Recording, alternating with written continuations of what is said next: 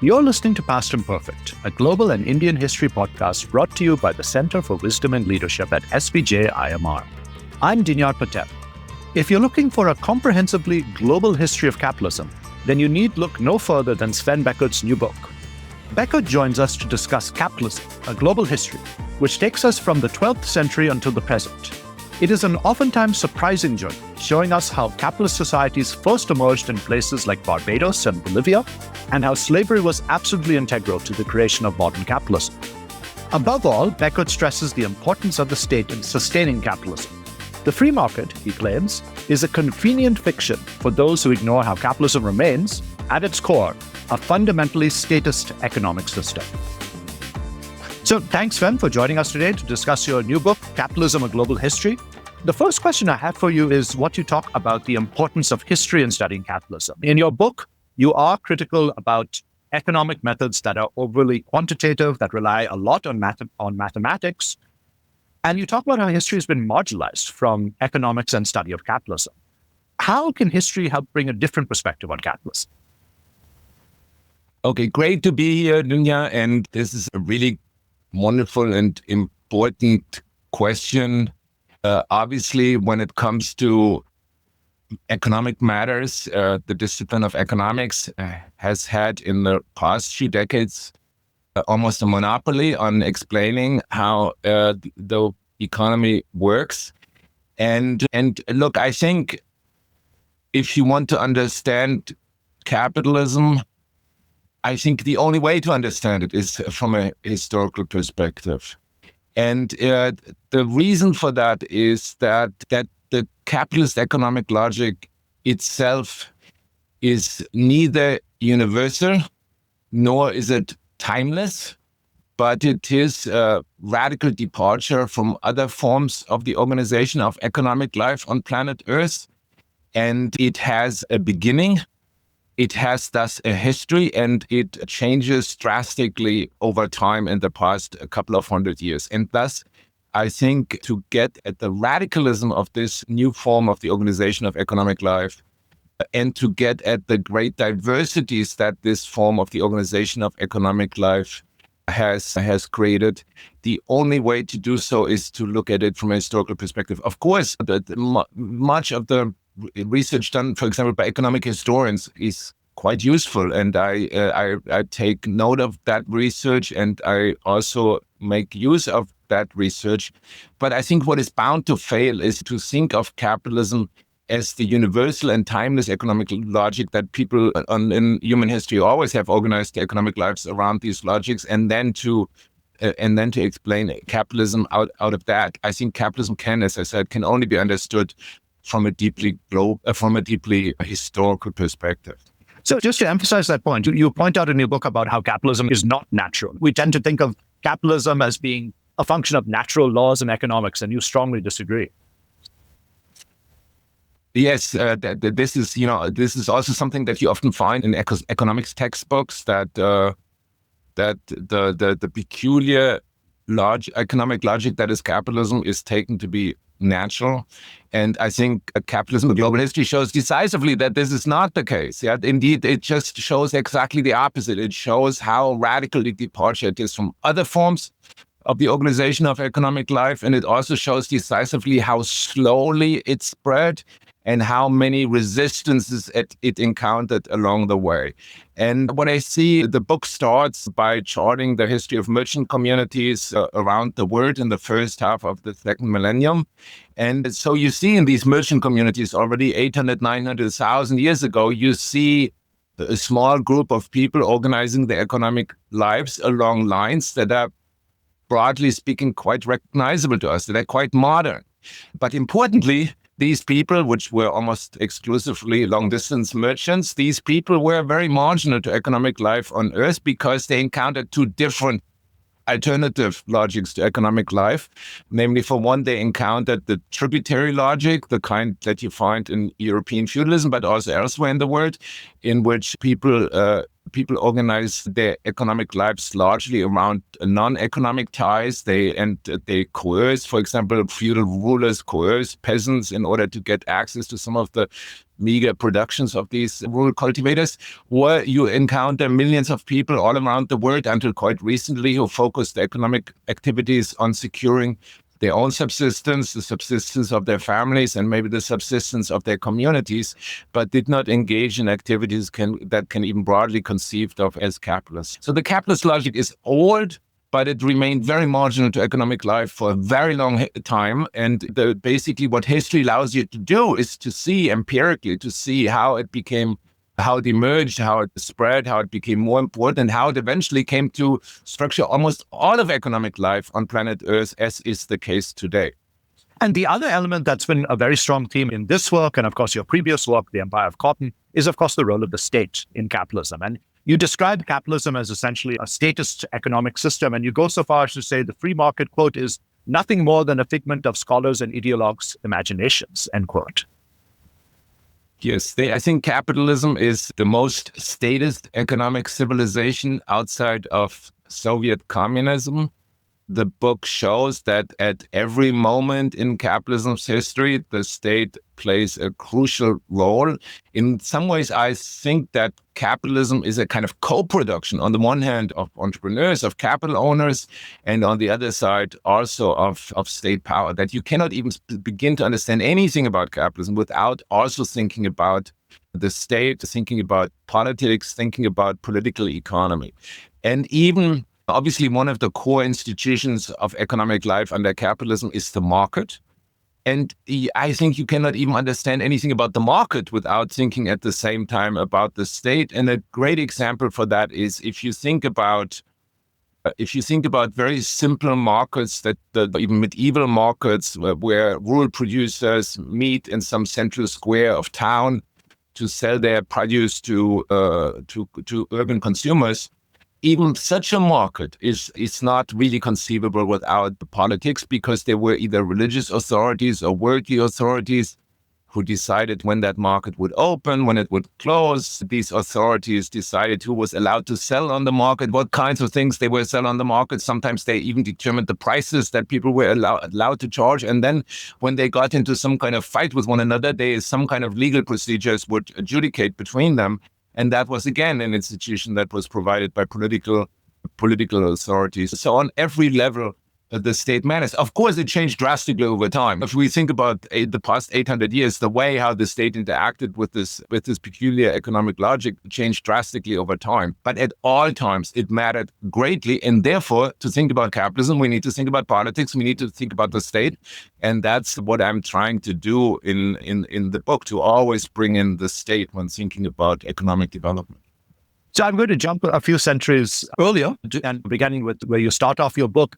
And as you've pointed out, a lot of scholars have spilled a lot of ink about where and when capitalism began. And you have a very novel approach to this question. You say it's impossible, right, to say exactly where it was. It was impossible to say when. And it was the spaces in between which really tell us about how capitalism began. Can you tell us more about what you mean by that? Yes, no, just exactly as you say, generations of scholars have tried to identify the birthplace of capitalism and the birth date of capitalism. And the most popular of these birth dates and birthplaces is, let's say, the city of Florence in the 14th or 13th century. Others have focused on maybe the city of Amsterdam in the 16th century. Others have focused on the southern English countryside in the 17th century. Yet others have focused on Lancashire and Manchester in the 19th century. I think all of these efforts are mistaken, because in the end, as you say, capitalism doesn't have a birth date and capitalism doesn't have a birthplace. And let me just talk about each of these, the date and the place, separately. So when it comes to the birth date of capitalism, I think I am much more about the emergence of capitalism as an ongoing process. And this was, as we discussed earlier, this was a logic that you can find already 1,000 years ago. But when you look at this logic 1,000 years ago, it was very marginal to economic life on planet Earth. It expanded very slowly into new spheres of life and into new regions of the world. And that process really only accelerated in a significant way, maybe in the 16th century. But in a way, there are places in the world where you can see the birth of capitalism even today. So it's an ongoing process that goes all the way to the present. And therefore, it's impossible to name exactly one one birthday, though I think one can say that broadly speaking, the acceleration of the spread of this economic logic into new spheres of life can be dated to accelerate in the 16th century. So, but again, no birth date. And then as to the birthplace, what I tried to show in the early chapters of the book is that capitalism was born global, that from the very beginning, if you think about this peculiar logic of economic life as important to capitalism's history, and if you see that this peculiar logic to economic life first emerged among communities of long-distance merchants, then you see that these communities of long-distance merchants can be found in many different parts of the world. They can be found in China, they can be found in South Asia, they can be found in the Arab world, they can be found on the eastern coast of Africa, they can be found in West Africa, they can be found in Southern Europe and Northwestern Europe. So there are many nodes of this logic, or what I call in the book, islands of capital. And they emerged in the first half of the second millennium, so in the years between 1000 and 1500. And they emerged globally. And indeed, the very core of their dynamic was, from the get-go, global connections. Because these people they were not just traders who sold goods that they purchased from somebody else in the village to yet another person in the village, but the fundamental activity was to buy things and sell them in remote areas of the world, often across oceans and across deserts. So the very emergence of this peculiar logic to economic life comes out of long-distance trade. And therefore, it is from the very beginning a global process. And thus, I argue that capitalism was born global. And then, of course, as we all know, in the second half of the second millennium, there is a moment in which the core of this dynamic focuses on one particular part of the world, namely on the continent of Europe. So this is certainly true, and this is certainly something that we need to explain just as much as the global origins of capitalism. But importantly, even at those moments, let's say the 1850s, 1870s, which was one of the most Eurocentric moments in the history of capitalism, even then I think you can only understand this capitalism at this most Eurocentric moment if you embed it in larger global stories and if you bring more of the world's people into this narrative. And a good example for that is if you think about the world's cotton industry, which is certainly focusing on the continent of Europe by the mid-19th century, even then you can only understand that industry from a more global perspective. You need to recognize that the idea of producing all these cotton fabrics and also some of the technology that went into the production of these cotton textiles comes largely from South Asia. At the same time, the raw material that is needed for cotton manufacturing comes largely from the United States, where cotton is grown by enslaved people who in turn come from Africa. And if you think about where all of these cotton goods are going, especially for the British by 1850, much of them are actually being sold not so much in European markets, but in South Asian markets. So again, this is the most Eurocentric moment in the history of capitalism. But even then, you can only understand if you put it into a kind of larger global perspective. So in summary, there's no birthday to capitalism, but it's an ongoing process of emergence and expansion. And there's also no birthplace of capitalism because capitalism is born global. So jumping back in time before the Eurocentric moment of capitalism, you focus a lot on the role of Islamic empires. You talk about these islands of capitalism, and Islam in particular seems to be a very big and a very important island. And you began your account with Aden, a city that we don't normally think of when we think of global capitalism, but you point out about how places like Aden really were in many ways one of the birthplaces of what we can now recognize as being some form of capitalism. Yeah, I started in the Arab world because in the first half of the second millennium, this was probably the most vibrant part of the global economy. And they were very significant. It was a more urbanized part of the global economy, even though even there, most people lived in the countryside. But still, there were quite a few very large cities like Baghdad and Cairo. And this was a part of the world that had vibrant merchant communities, and they traded with East and West Africa, with South Asia, with China, and with parts of the European continent. And one node of capital, one island of capital, one node of long-distance merchants was the city of Aden in present-day Yemen. And look, importantly, I do not argue that capitalism was born in Aden. That would be totally absurd. I'm just saying that Aden was one of the many nodes of capital, many islands of capital that you find at this particular moment in time. But for complicated reasons, we have very good documentation on these merchants of Aden. And so I tell the story, like throughout the book, I try to tell the global story of capitalism from very local perspectives. And I try to tell the history of these early merchant communities by example of looking at the city of Aden. And what is really, so Aden traded primarily with South Asia, with the western coast of what is now India, but they also traded into East Africa and into the Muslim world, also North Africa more broadly. And what is really striking about this, so we have letters, for complicated reasons, some of the letters that these merchants wrote have survived 800 years or 900 years even. And the striking thing that I found when I read these letters was that we immediately recognize what these people do. It's strikingly modern. They have something that they want to sell at some distant part of the world, and they want to acquire goods that they can sell at home from these distant parts of the world, and they worry about prices, they worry about transport, they worry about the risks of sailing across the Indian Ocean. So when we read this, it's strikingly modern. And this is, if we would read the operations, if we would read from about a feudal lord in 11th century Burgundy, let's say, I think we would find that much more difficult to understand, because this is a logic that is so alien to us today. But in the community of merchants of Aden, we see a very modern logic of economic life taking a hold. And so Aden is one example for these many nodes of capital that you find in many regions of the world. There's, of course, also in the Arab world, there's also institutional innovation, because they are so deeply immersed in trade. They invent new ways of pooling capital, of ensuring the shipments, of settling disputes among traders. So there is the beginning of an institutional order that would become extremely important to global capitalism in later years as well.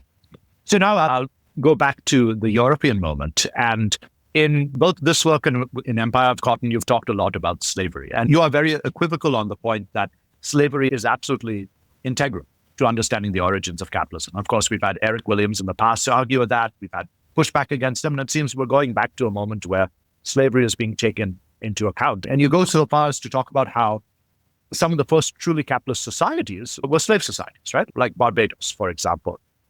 How exactly was slavery this unignorable feature of modern capitalism?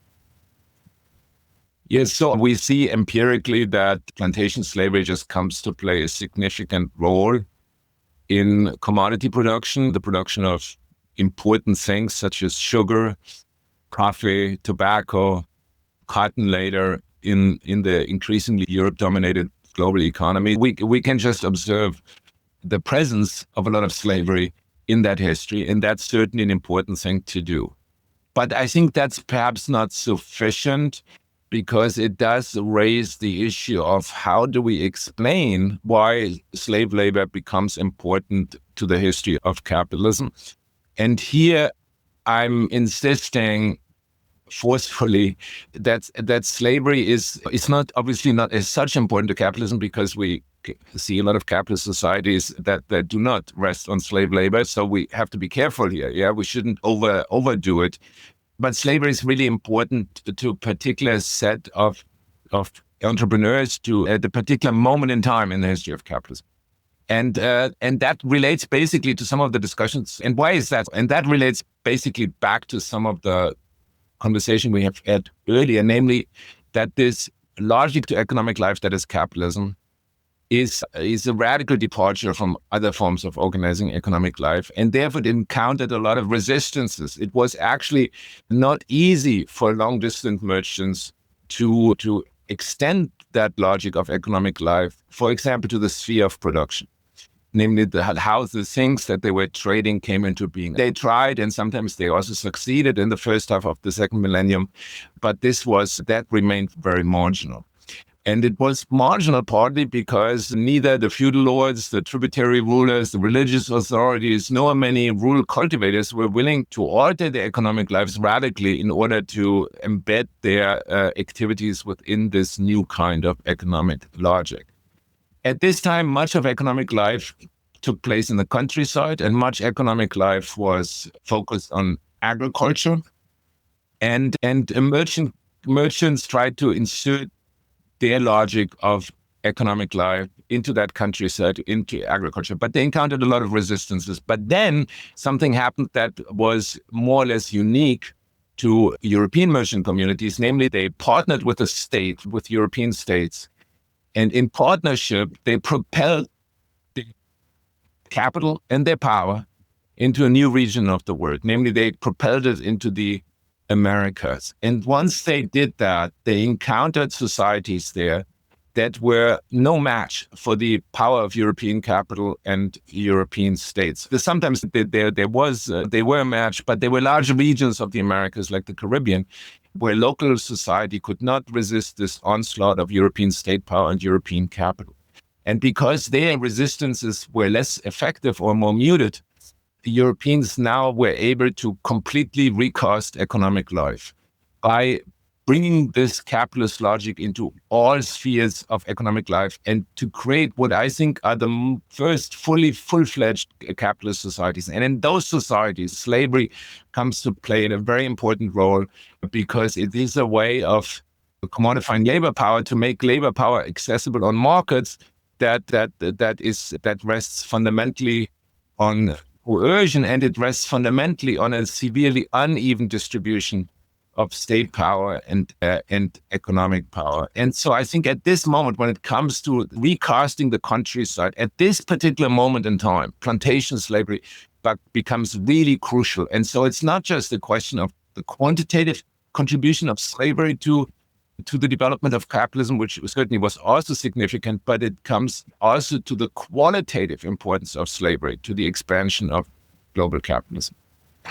And I think when you discuss slavery, you're bringing up a really important point that oftentimes gets elided in discussion of capitalism, that capitalism was in many ways, as you see in the book, created and birthed in the countryside, right? And it wasn't just the countryside in, say, North American plantations, but also in Eastern Europe and in other parts of the world. Can you tell more about how the countryside played a role, not just in the creation of modern capitalism, but also in the creation of something like the Industrial Revolution? Yeah, so that is one of the main arguments of the book, and the book focuses to a very significant degree on agrarian history and the countryside. So much when you think about capitalism, mostly people think about cities, and most people think about industry. Of course, that is not unreasonable because rapid urbanization and also massive industrialization is certainly one of the most notable offsprings of global capitalism. And also, as we discussed earlier, the first nodes of capital, the first islands of capital, the world's first capitalists are certainly found in cities.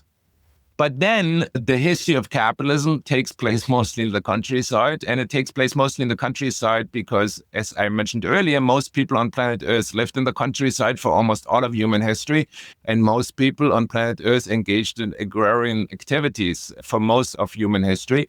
And as this logic of capital, as these merchants tried to push their economic logic into new spheres of life, of course, where they pushed it to was at first and foremost was the countryside. We talked about Barbados, but as you mentioned, you would find many areas of the world in which this also occurred. Let's just say, if you think about tea production in China, if you think about textile production in India, if you think about the transformations of Eastern Europe, but also if you think, let's say, I write about the countryside of Burgundy in present-day France, where you can see how urban capital from the city of Dijon is pushed into the French countryside to transform that French countryside. And this is actually the origin of wine production in this particular part of the world.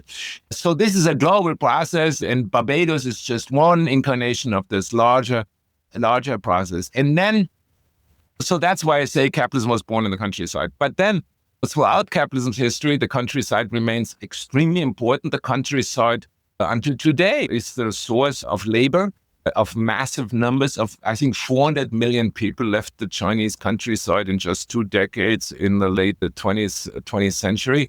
The countryside is still the source, of course, all the food that we consume, but also many of the materials that go into industrial production.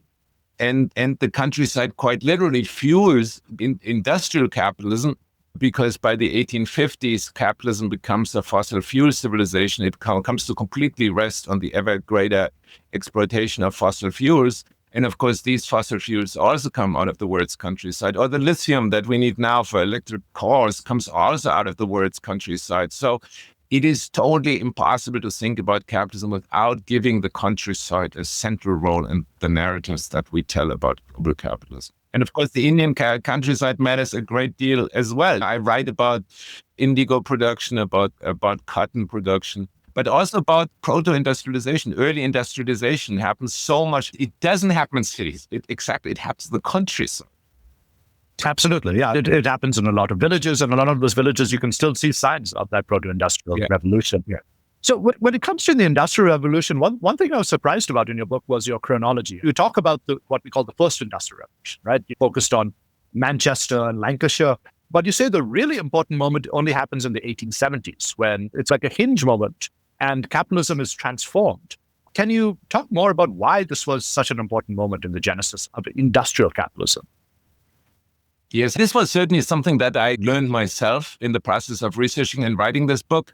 Traditionally, we think of the first industrial revolution of the 1780s and thereafter as the most important dividing point in the history of capitalism. And look, I don't doubt that this is a moment of world historical importance, because this is the moment when the human productivity begins to shoot up in a small sector of the global economy, but still in a significant sector of the global economy.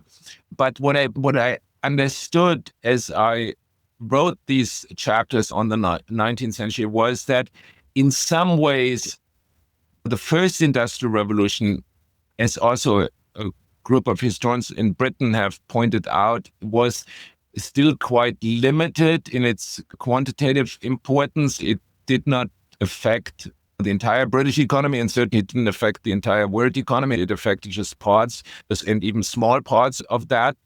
And moreover, the first industrial revolution was still deeply embedded in the institutional arrangements of the previous moment in the history of capitalism. This remains a moment in which merchant capital is still very much at the center of global capitalism.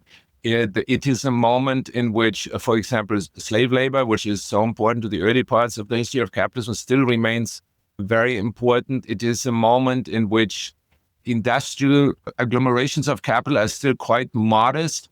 And it is a moment in which the systems of political rule are still deeply embedded in an earlier moment of the history of capitalism.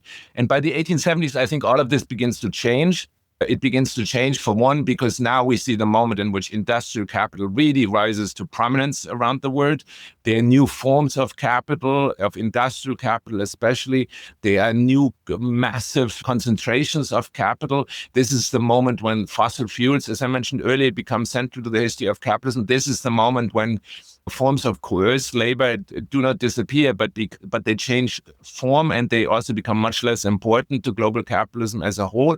And this is, of course, also the moment in which forms of political rule begin to shift in many parts of the world. So to me, this is really the moment when modern capitalism, as we know it, began to emerge. And so if I would have been forced to divide up the book into 2 volumes, then I would have Volume 1 would have gone, let's say, to the 1870s, and Volume 2 would have started in the 1870s, because I see that still as the most decisive breaking point in this long history of global capitalism. And it's at this moment that something rather curious happens. The world is more connected than ever by the 1870s, yet you describe a process whereby capital and capitalists, which had historically been very cosmopolitan and border crossing, start to retreat behind national boundaries. And you get this kind of very aggressive kind of social Darwinist conflict between countries, and capitalists are playing an important role in that process as well. Yeah, so that is really quite noticeable, that there is a new kind of relationship between territorial nation states and capital owners, now mostly or primarily industrialists. And I think the root cause of that is twofold. For one, the kind of technical abilities and products that come out of this moment of the second industrial revolution of the 1870s and 1880s become absolutely crucial to modern warfare. So states are deeply vested in having these kinds of industries and also drawing on the products of these industries in order to guarantee the survival of the state itself. Or at least that's what they believe. So the state becomes very important, very dependent on this particular form of capital, and they try to secure it and they try to have it expand. And second, capital owners now invest massive amounts of capital into immobile facilities. For example, they build a steel mill. And that is a very pricey thing to build a steel mill. And the problem with the steel mill is once you've built it, it's very hard to move it to some other part of the world. So that's fundamentally different from these merchant communities that we have discussed earlier, or even if we think about these earlier cotton mills, which are modest capital investments, their capital is fungible. And a merchant one day deals in textiles and the next day deals in whatever, in spices or something else. There is a great flexibility in how capital is deployed, and capital is also not as attached to a particular territory. But once you sink huge amounts of capital into immobile production facilities, then you are linked to that territory. And of course, you are not just linked to that territory, but now you also need to see to it that you have the things that you need to engage in production. So in the steel industry, you need to have access to iron ore, you need to have access to coal and other such things. So there suddenly becomes they become very interested, these industrialists, in securing these raw materials as much as possible outside of markets themselves. So to come to control the entire commodity chain in order to secure their production. And then they're, of course, getting very obsessed with markets because the output is tremendous. And it's pointless to run the steel mill if you don't have the market to sell all of that steel. And so all of these processes now attach also capital owners, entrepreneurs, much more to a particular territory and to a particular nation state. And I think these two processes of the state needing these particular kinds of capital owners and these capital owners needing the state in new ways now creates this kind of new relationship between the state and capital in the late 19th century. And of course, in the 20th century, the first half of the 20th century, this plays itself out. Let's just think about the kind of colonial expansions that we see in the moment of new imperialism. This is deeply linked to this particular moment in the history of capitalism, and it, of course, doesn't end well. And it's at this juncture that one of the regions you talk about is Hokkaido. And I was particularly interested with your account because it intersects with so many developments that are going on. First of all, the shift of the center of capitalism eventually to places like East Asia, right? And then secondly, the recasting of territory on a model that was explicitly borrowed from the United States, and deployment of the state to recast geography in such a way that certain commodities are enhanced, land rights are changed. Can you take us through how a place like Hokkaido, after the Meiji Restoration, is symbolic of so many of these other changes that you're talking about at the stage in capitalism? Yeah, so this is also was a real discovery for me in writing this book. So generally, I was interested in this moment in the kind of new territorial order that comes with the Second Industrial Revolution. And again, as I say, I try to tell the history of global capitalism very much from a multitude of local perspectives. And so I decided to tell the history of this particular moment in the history of capitalism from the perspective of Japan and from the perspective of Hokkaido.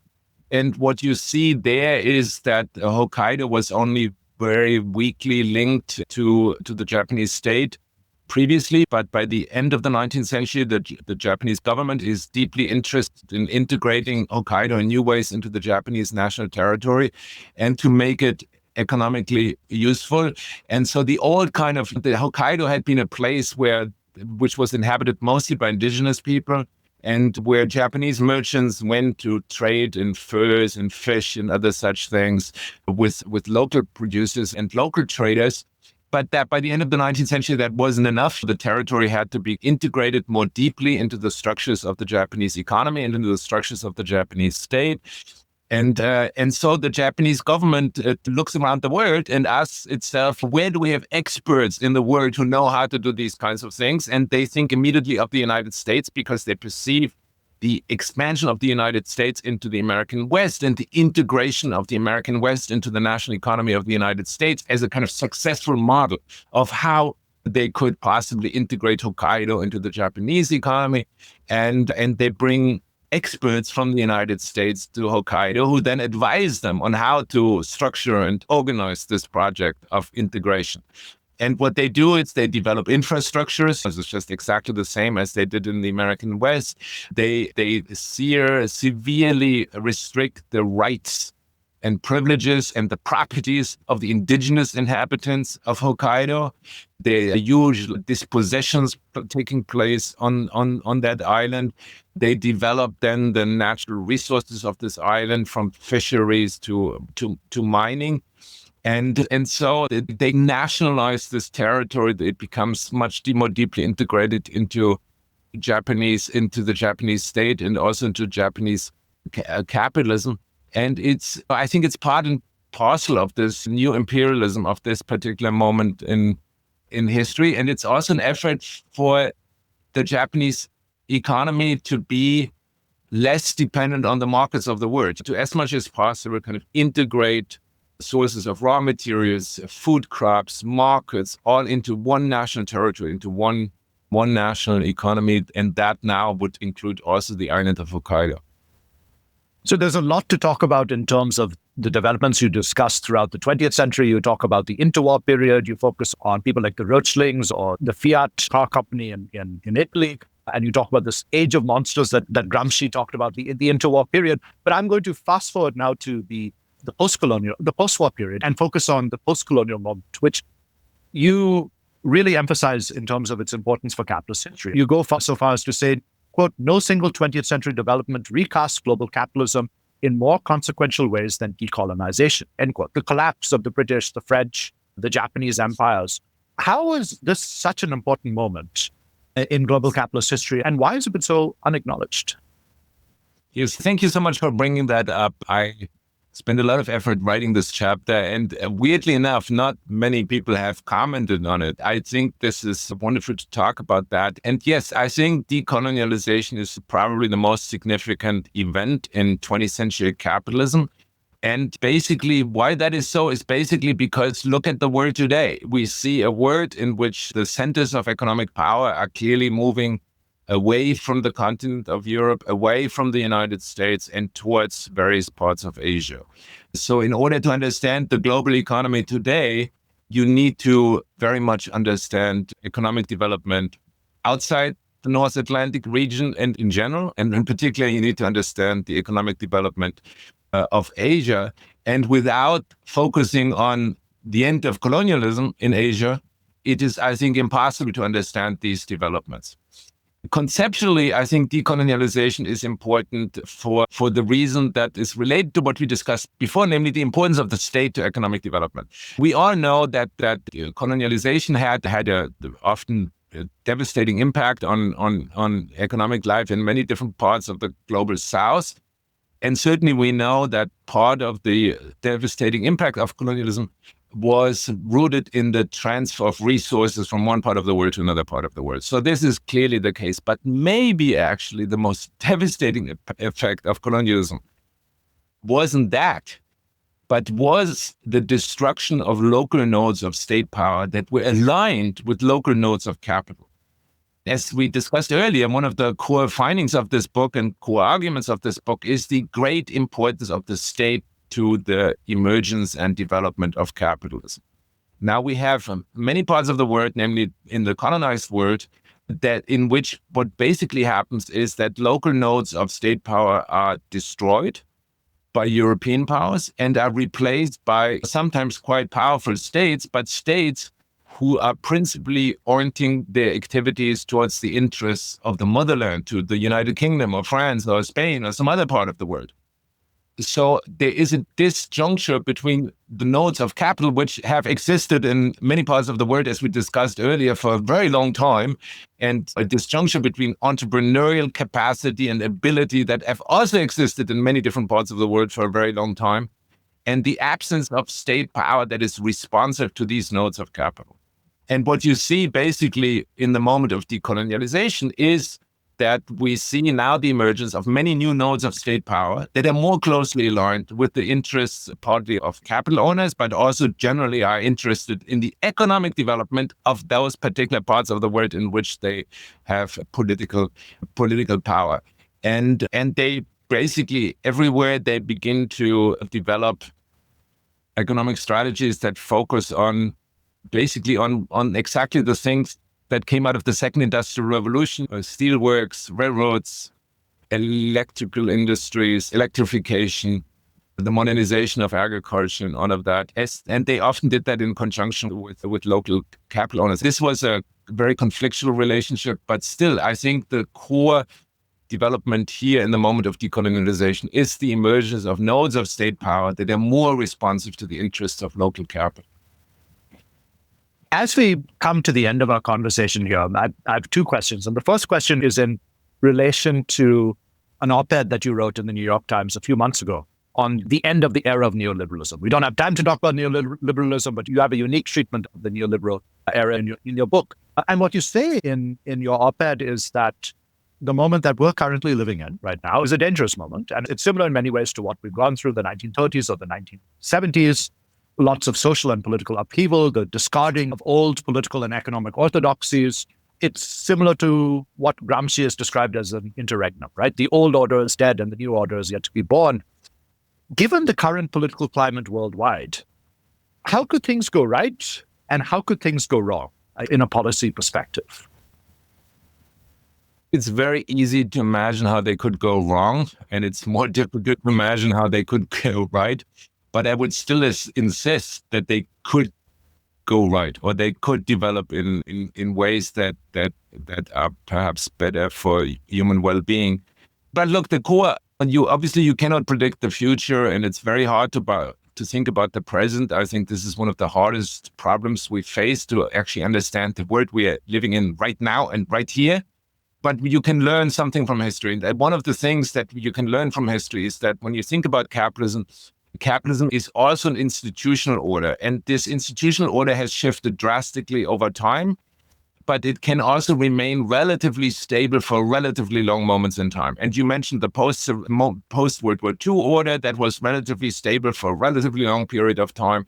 And you mentioned the neoliberal order that was relatively stable for a relatively long time. And I think now we are at a moment that this institutional order in which we all grew up in, namely the institutional order of neoliberalism, is beginning to unravel, because it encounters enormous economic tensions, but it also encounters enormous resistances, political resistances, both from the left, but especially from the populist right. And you see already the outlines of a different kind of order emerging. There is the kind of talk that would have been unimaginable 20 years ago. A lot of people in a lot of countries are talking about protecting commodity chains within their national territories. That is broadly reminiscent of the word that we discussed earlier of the 1890s or 1900s. In some parts of the world, you have also suddenly great supporters of protectionism, which was something that would have been unimaginable to envision even 20 years ago. And in one part of the world, you have even talk of a resurgence of colonialism, which that I must say really did surprise me, because I thought colonialism was really something for the history textbooks, but not for present day politics. But it only shows that the history is unpredictable and is deeply contingent. So there's, I think, a vision. It also goes along with authoritarian forms of governance. So there's a vision for the future that is, I think, clearly visible. But look, I think that this is not, I think it's really impossible to tell if this is actually the way we're going to go, because I think all of these moments in which the institutional order is in flux are moments in which the future is not set in stone. Various kinds of futures are always possible at these moments. And so different kinds of, and this is where I think the more hopeful scenario is that, yes, the neoliberal order is probably dead, but this also gives a certain kind of wiggle room for re-envisioning the future in different ways. And it depends in the end on politics and the distribution of social power and political power that might also make different kinds of futures possible. We are living now in a world which in some ways is a world historically unique, namely we are capable of producing the things we need so that everybody on planet Earth can have access to decent housing, decent medical care, decent education, sufficient food. So that is perhaps novel in world history.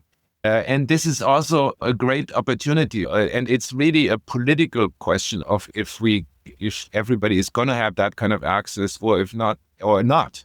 And that gives us some possibilities for the future as well. So I think the future is not set in stone. It's always deeply contingent. There are always different kinds of futures possible.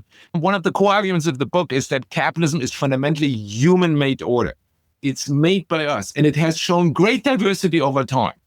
And if that is the case, we can certainly also make a difference in how we structure our futures. So there's a lot more to talk about in your book. We haven't had a chance really to talk about workers. We haven't had a chance to talk about China in this conversation. We'll have to save that probably for a different conversation. But the last thing I want to ask you about is actually a personal question, which is the work you've produced, Capitalism, is above all a work of global history. And I know you, of course, began as an American historian. And I wanted to ask you about your own journey from a regional historical perspective to becoming a global historian. What were some of the reasons you gravitated towards global history, and how has that changed you as a historian? I think it has completely changed how I look at history.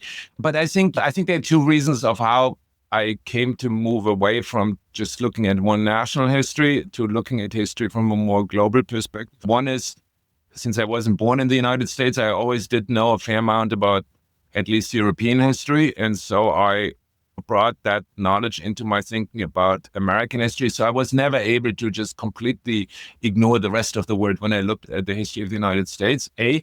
And B, I think the kinds of questions that I was asking pushed me to ever more global perspectives. Because many historical questions you just cannot answer by looking at just one particular part of the world. You must think about them in a kind of global context. And certainly once I started to thinking about capitalism, it became blatantly obvious that you cannot understand anything about capitalism without understanding the history of many different parts of the world. Of course, I'm first and foremost an expert in the history of the United States, but even my thinking about the history of the United States has fundamentally changed by knowing more about other parts of the world. And I think we can understand local histories, regional histories, only if we also have a sense of how they are embedded within a larger and more global story. So Sven, I really want to thank you for joining us today. And we managed to discuss a 1,000-page book in about 50 odd minutes. And of course, there's much more to discuss, but we'll have to save that for another time. Thanks again for joining us. Thank you. It was great to be here.